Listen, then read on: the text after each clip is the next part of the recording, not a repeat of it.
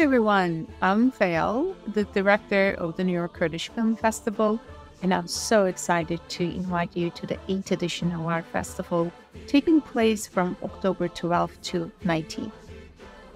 This year, we have an incredible lineup of films that celebrate the theme of freedom of expression in mother Kurdish language. We invite you to explore the rich culture, resilience, and stories of the Kurdish people through cinema. But with more than just films, as usual, we will be featuring live Kurdish music, traditional Kurdish dance called govand, delicious Kurdish food and tea, and lots of interactive activities with everyone. We'll also have engaging panel discussions, Q&A sessions with filmmakers, a book talk, and even face painting for kids.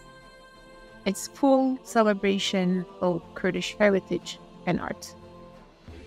Our motto is Learn Kurdish, Love Kurds. And we hope that through this festival, you will experience the heart of our culture and connect more deeply with our language and stories.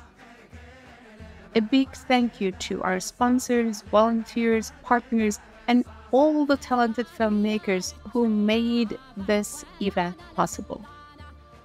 Be sure to follow us on our social media and websites for updates and more information.